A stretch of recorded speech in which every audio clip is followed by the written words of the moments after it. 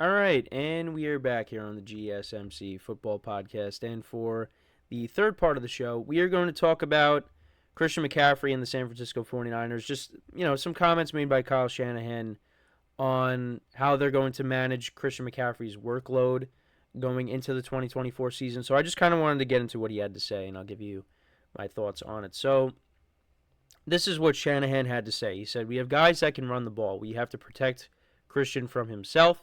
He doesn't like to ever come out, no matter what the situation is, and I do think that's something we could protect him with more. When you are such a threat in the pass game, it's a little bit different, but if he's just taking the wear and tear with 20 carries and stuff every game, and he's definitely good enough to do that, and he has proved that he can stay healthy, but you'd like to take some of that off of him and give it to other guys also." And I think that is very important because Christian McCaffrey is a big part of what the 49ers do. And that was a great trade that they made a couple of years ago now to get him because that kind of just elevated the 49ers offense because the 49ers offense was already good, but they made it even better with Christian McCaffrey, who is arguably the best running back in the NFL. And I think most people would agree with that. What he's able to do as a runner, but also as a pass catcher. I mean, he could do it all. And, he has stayed relatively healthy since he was acquired by the 49ers. I mean, those last few years in Carolina, he dealt with a lot of injuries, missed a lot of time. And, since now going to San Francisco, he stayed healthy. Well, he has dealt with injuries, but he's been able to play through them. And I think it is very important that they maintain that. And, they got Elijah Mitchell. They also got Jordan Mason as well. These are the guys that will step in to kind of give McCaffrey a break. I think that's a smart way to go about it because you don't want to see this guy get hurt and miss an extended period of time because that definitely could hurt the 49ers. And, he helps out Brock Purdy a lot. So losing him at any point during the season, that definitely would hurt Brock Purdy.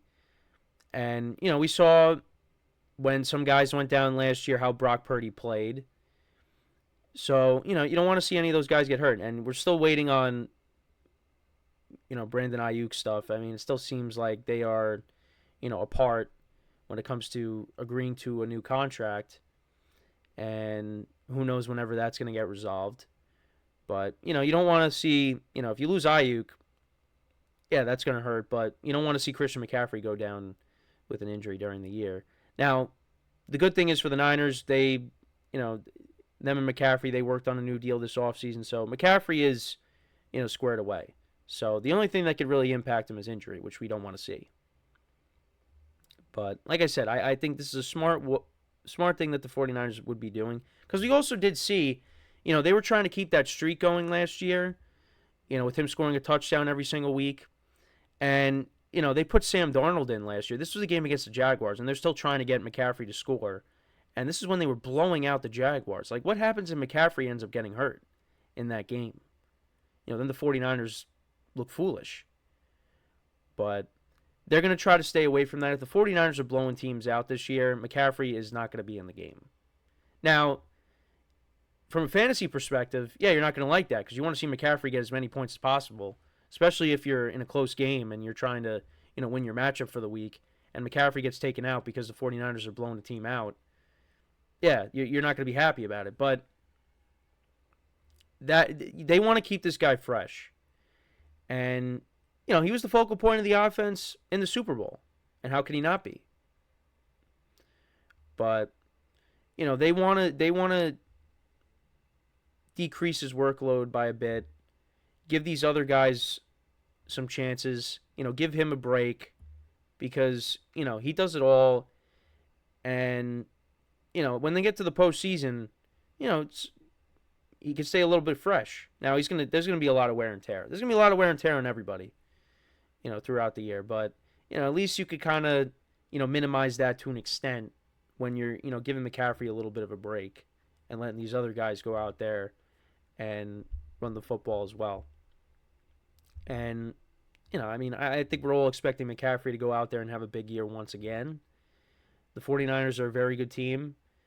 I know I did a segment before I went on vacation on who can take down the 49ers. I talked about some things that Greg Olson had to say. Basically he said they're the team to beat, and until they do that, until a team does take down the 49ers, that's who the best team in the NFC is. So I think they still are the best team, and we'll see if a team does take them down. Now, leading up to the Super Bowl, they did give their fans a little bit of a scare because, especially the NFC Championship game against the Lions, when they were down by a few scores, but they came back. Yeah, they are.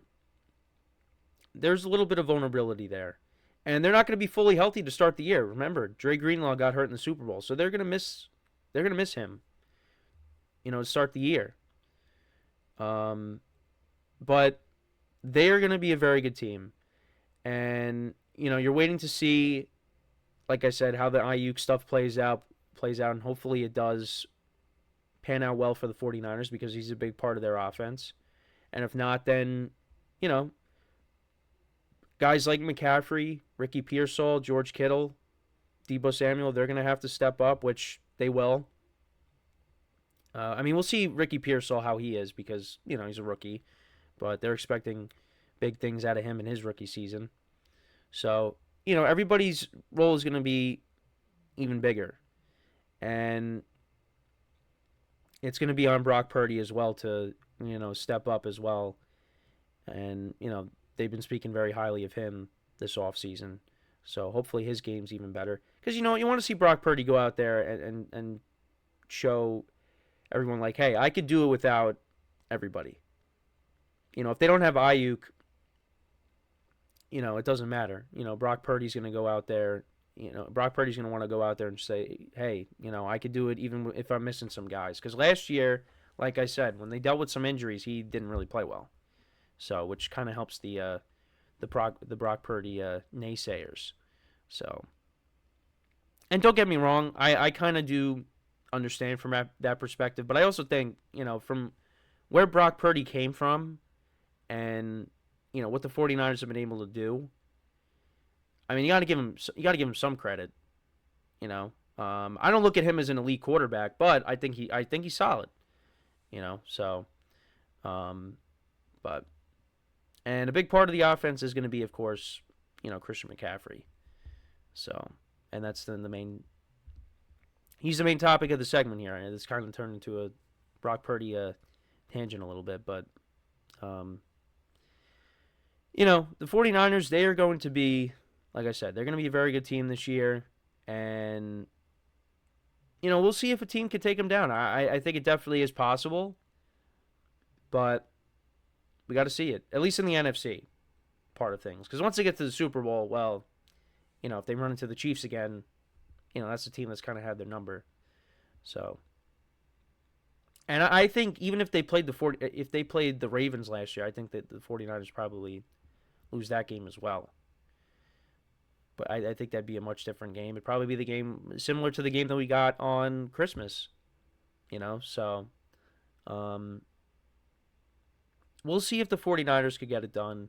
But yeah, they are just a team that has gotten so close so many times. It's just they can't seem to get it done in the big game. And they've been close. They had leads in those two Super Bowls. They had a 10-point lead against Mahomes the first time, and then the Chiefs came roaring back. Then, they had their opportunities last year, and it just it didn't happen.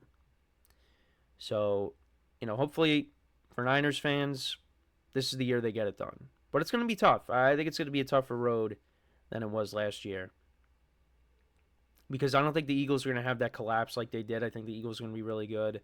The Lions are going to be better. So it's going to be a tougher path.